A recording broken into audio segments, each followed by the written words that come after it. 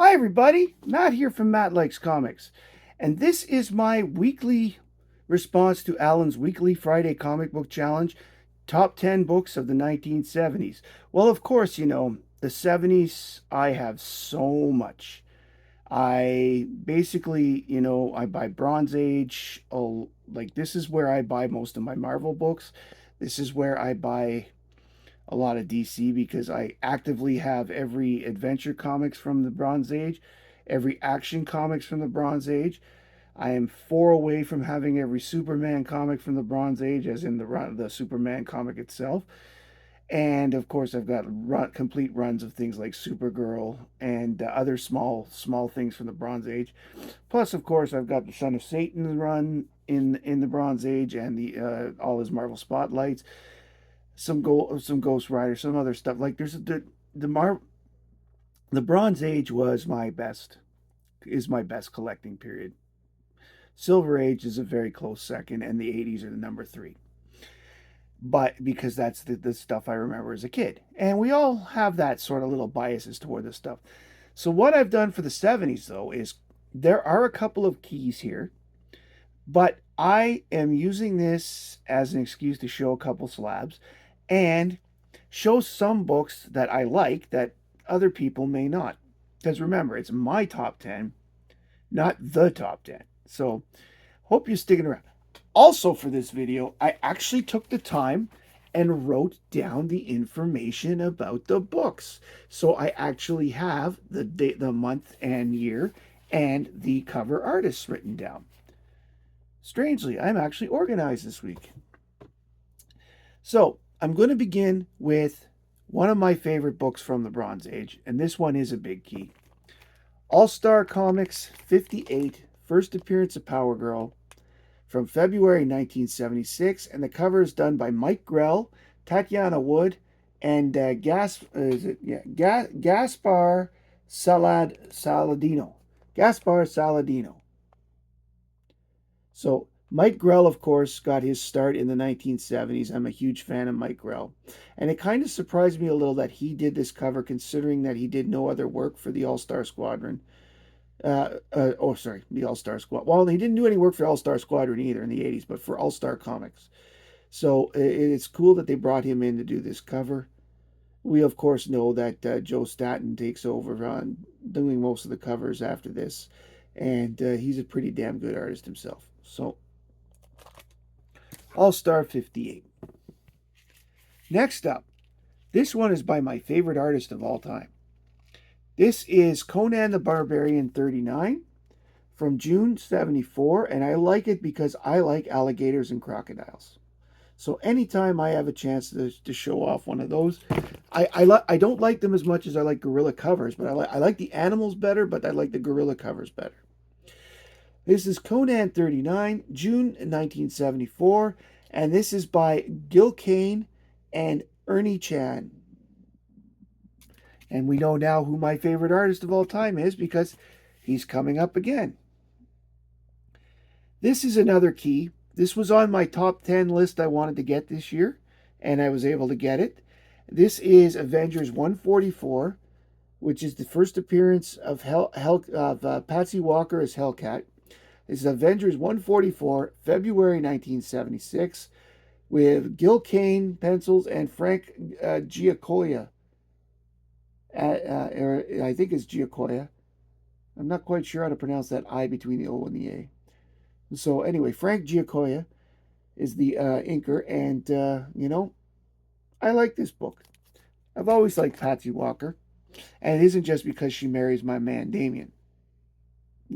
My man Damon could have married anybody. Patsy Walker's still cool. Now, the early 1970s was Supergirl's time to shine in adventure comics.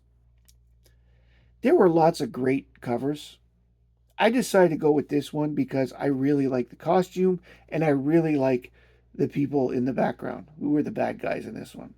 Adventure costumes, yes, adventure costumes, everybody. Adventure Comics 409 from August 1971, and it's a Dick Giordano and Gaspar Saladino cover.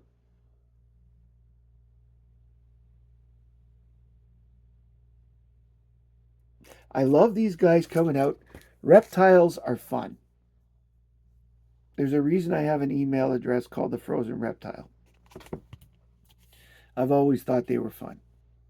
Whether they're dinosaurs or birds or lizards, snakes, turtles, they're really cool. I just don't necessarily want to be in a room with a venomous snake, and I don't necessarily want to be in the room. Although I've been very close to alligators before, like this close, but luckily there was something between. All right, zoos are fun. Next up is a Nick Carty cover from March 1973. It is Superman 262. And I picked this one because I think that it's a Nick Carty cover that a lot of people don't have because it's not a big key. But I like it. Superman smashing through a building.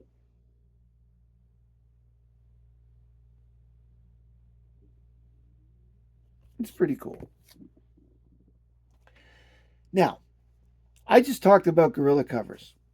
Had to have one for this because this book is all about the gorillas. This is, how do I put this? Superheroes Battle Super Gorillas #1 from December 1976. Ernie Chan and Vince Coletta cover. It's a reprint book. But isn't it cool to see gorillas fighting, one big gorilla fighting the Flash, Batman, Superman, and Robin all at once?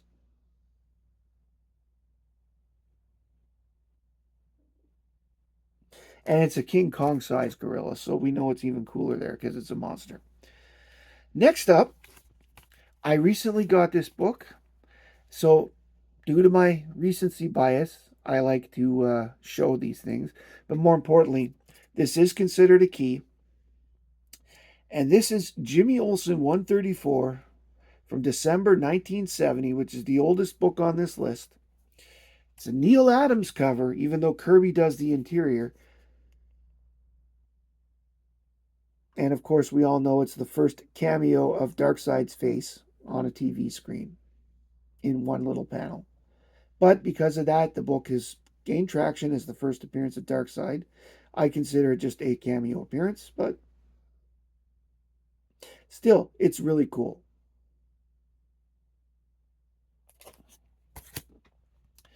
Next up is one of my favorite fun comics. Everybody knows it. As soon as I show it, you're all going to be like, "Oh, that's cool," or you're such a kid and you're such a silly boy. But this is Marvel Premiere #50, which is the first appearance of Alice Cooper, and Alice does have a second appearance. It's in the 2010s, I believe. But Alice. So this is this, but it was another company, another book, and I can't remember what it was. But I believe Alice Cooper's name is actually in the title of the second book. Marvel Premiere 50, October 1979. Almost didn't quite make it. And the cover is done by Tom Sutton, Terry Austin, Mary Severin, Gaspar Saldino, and Irv Watanabe. Sorry, Irv Watanabe. Watanabe. I'm sorry, Irv, if you're still alive and you see this. Irv Watanabe. If you want to be my lover. Sorry. Anyway, so yes, wrong band. Alice Cooper. School's out to my nightmare, and so forth. Because it's poison. Anyway, so there you go. Yes, I'm weird. I know. But you know what? These videos are so much fun, and I like having fun. And my daughter thinks I'm weird. She hears me down here, and she thinks I'm talking to myself. Now, the last two, probably can guess if you know me. Supergirl 3, covered by Bob Oxner from February 1973. I can't get a date. Yeah, I can't get a date cover, but look at the kitty cat. Isn't it cute? Supergirl, I'm always here for you. 9.0. Thanks again to my wife and kids for the gift. I will always treasure these. And of course, Supergirl 8. This one looks fine with the plastic on, so I won't take it off. That one is a darker cover. So, Supergirl 8, the Medusa head, 8.5, Bob Oskner, November 73. Thanks again to my wife and kids. If you like this video, please like, comment, and subscribe below. If you want to get involved with it, just hit hashtag Friday Comic Challenge, make a video. Sorry, let's start over. Make a video, post it on YouTube, hashtag Friday Comic Challenge, tag Allan the Comic Collector Geek, tag myself. I would love to see it because, I mean, every Saturday morning, coffee, check out the Friday Comic Challenge and see if anybody's put up. Same thing Sunday morning when I don't have to rush out the door. Thank you all very much for coming today. On behalf of my friend and sponsor Ryan Jordan at Nefarious Comics and myself, thank you very much for coming. My name is Matt. I like comics, and I hope you do too. Bye, everybody.